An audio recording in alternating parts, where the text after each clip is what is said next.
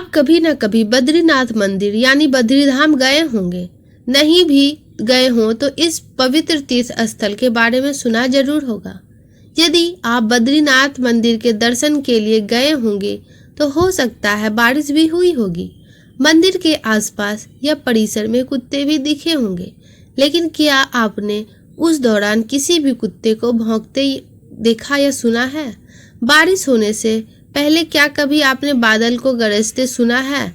दरअसल हम आपसे ऐसा सवाल इसलिए पूछ रहे हैं क्योंकि ऐसी मान्यता है कि बद्रीधाम में कभी भी कुत्ते नहीं भौंकते, बिजली नहीं कड़कती, बादल गरजते हैं। आखिर क्या है इसके पीछे के कारण?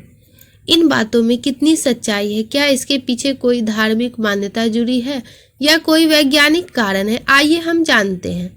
देश के 4 धामों में प्रसिद्ध बद्रीधाम एक धार्मिक तीर्थ स्थल है जहां नर नारायण दोनों ही मिलते हैं।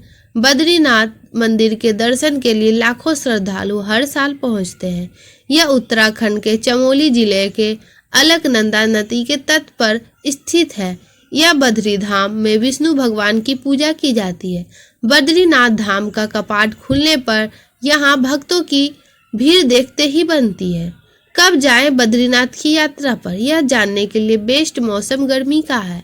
यहाँ आप मई से लेकर नवंबर के बीच जा सकते हैं। साथ ही मई और जून, सितंबर और अक्टूबर में बर्फबारी कम होती है, इसलिए इस महीनों में भी जाना बेस्ट माना जाता है। ठंड के मौसम में यहाँ तापमान 1 से 14 डिग्री सेल्सियस रहता है।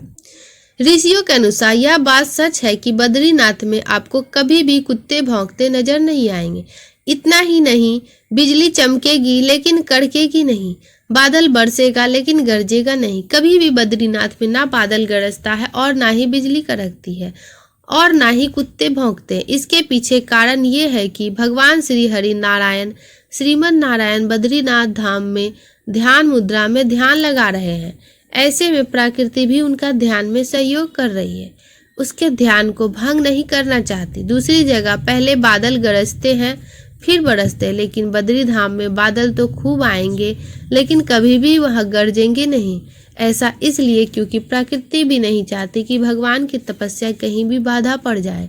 वही बिजली भी आएगी, चमकेगी भी, लेकिन कभी भी गरजेगी नहीं। ऐसा इसलिए कहीं श्री हरि नारायण की तपस्या में विघ्न न पड़ जाए। साथ ही वहाँ के कुत्ते भी इसलिए नहीं भौंकते कि प्रभु इस समय बैठकर ध्यान कर रहे हैं, कहीं उनके ध्यान में विघ्न ना आ जाए, तपस्या भंग ना हो जाए। कुछ अन्य पौराणिक मान्यताओं के अनुसार बद्रीनाथ में विष्णु जी ने नारायण के रूप में अवतार लिया था। तब उन्होंने कुत्तों को ये श्राप दिया था कि वे इस स्थान पर कभी भी भौंक नहीं सकेंगे। दूसरी मान्यता ये है कि इस स्थान पर कुत्ते भगवान के सेवक होते हैं, ऐसे में इन्हें शांति से रहने का आदेश दिया जाता है।